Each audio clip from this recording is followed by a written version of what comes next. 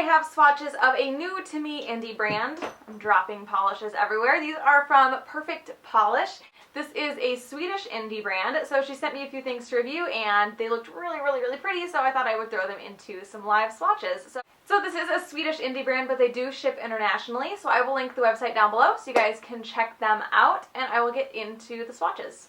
So the first polish is called the Pale Mask, and this is a beautiful, sparkly, silvery gold foil. So here is one coat of the Pale Mask. This one covers okay on the first coat, but you can see through it a little bit, so it is going to need a second. The formula on this is fantastic. It's very smooth, it's very easy to apply, not too thick or too thin. So there is one coat of the Pale Mask. I'm going to let that dry and come back for a second coat. So here is two coats of the Pale Mask. This one covers completely on two coats.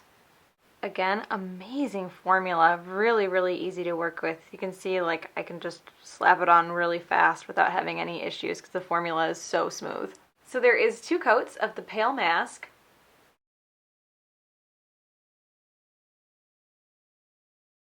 The next polish is called the Big Grin, and this is a mix of gold and bronze and copper and silver and rose, like rosy pink, and purple hex glitters in various sizes. And I'm layering this one over Essie's Wrap Me Up. So here is one coat of the Big Grin. You get a decent amount of glitter on here by just dipping your brush in without having to fish. I'm not getting any of the big ones, but you still do get a lot of glitter. This is just a tiny bit base heavy and takes just a little bit of manipulation, but it's not bad. So there is the Big Grin.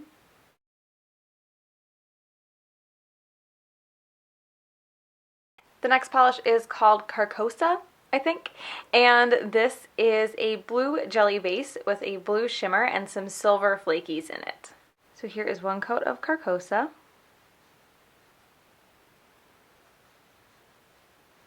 This one covers pretty well on the first coat, but not completely, so it will need a second.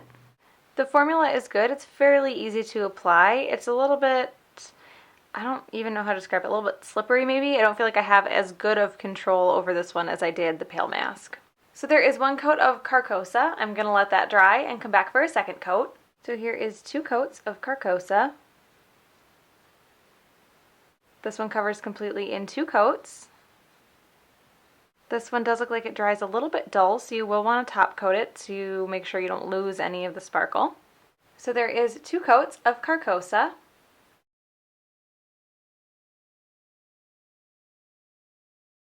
The next polish is called We're All Mad Here, and this is a purple to blue to green to gold multi-chrome flaky topper.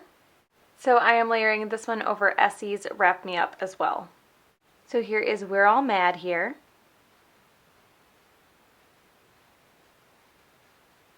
This has a nice distribution of flakies. I don't think it's one that you could get completely opaque on its own, but it does look really nice over this nude base. I should have done this with all of my multi-chrome flakies.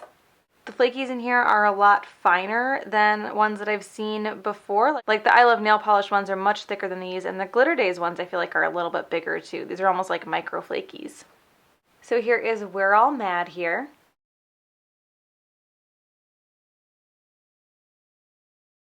The next polish is called Soft and Fluffy, and this is kind of a milky, silvery base with like an iridescent and silver and like pearlescent shimmer to it. It's really unique, and I don't really know how to describe it. So here's one coat of Soft and Fluffy. This one covers pretty well on the first coat, but it is going to need two. The formula is good. It's easy to apply. It feels like one that wants to like run down and pool on the sides of the nail, where you'd be able to see like where it's thicker there. It's not doing it because I'm being careful to avoid it, but it feels like it wants to do it. So there is one coat of Soft and Fluffy. I'm going to let that dry and come back for a second coat. So here is two coats of Soft and Fluffy. This one covers completely on two coats. Decent formula. It does feel like it wants to pool a little bit, but it's not bad. I am doing a thicker second coat to make sure that it covers completely though, because I feel like with a thinner coat it might be a little bit streaky.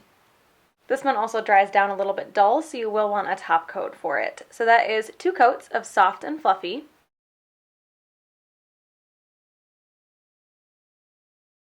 The next polish is called the Mysterious King, and this is, I'm using it as a topper because it is a little bit sheer. I have done my pictures for these already. This is almost like a pearlescent base with a beautiful like gold shifting iridescent shimmer. It's another one that's really hard to describe, but it looks really, really nice. And I'm layering this one over Essie's Mesmerized. So here is one coat of the Mysterious King. I don't think you could wear this one on its own, but it does look really nice layered over a darker color because that's what makes all of the flakies and the shimmer in it really stand out. The formula on this is good. It's smooth, it's easy to control and easy to apply. So there is the Mysterious King.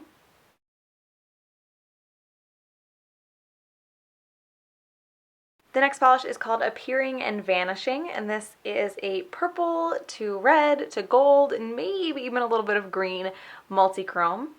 So here is one coat of Appearing and Vanishing. This one is very, very sheer. That's been my experience with multi-chrome polishes though. They do take a few coats to build up.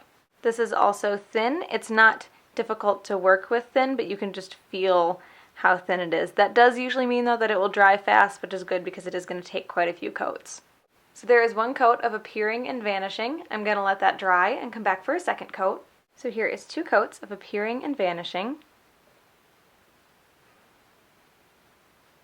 So this one actually builds up really nicely on the second coat. It's not 100% opaque, so it is going to need a third, but I am impressed with how much it builds up.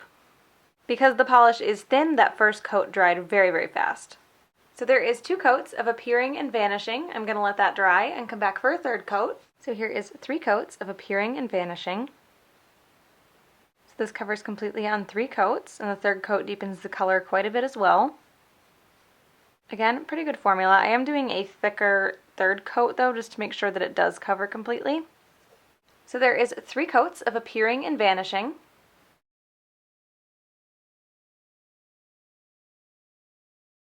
And the last polish is called Divine Cat, and this is a mix of various different sizes of silver hex glitter, metallic silver hex glitter, and then metallic purple cat-shaped glitters as well.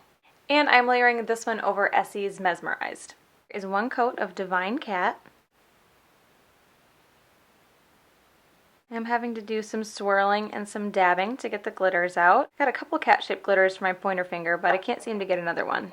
Now I haven't had this polish sitting upside down, so I'm sure I could get some cat glitters out if I had done that first.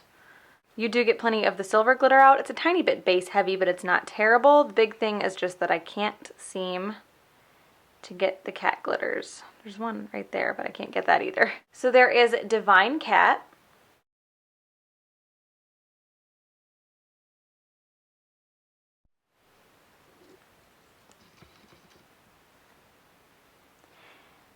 I did also want to show these really cool cat-shaped glitters that were sent to me with polishes as well. I don't think these could be actually mixed into the polish because I think the tail and the feet would probably start to curl on you, but they are these really adorable metallic cat glitters for placement.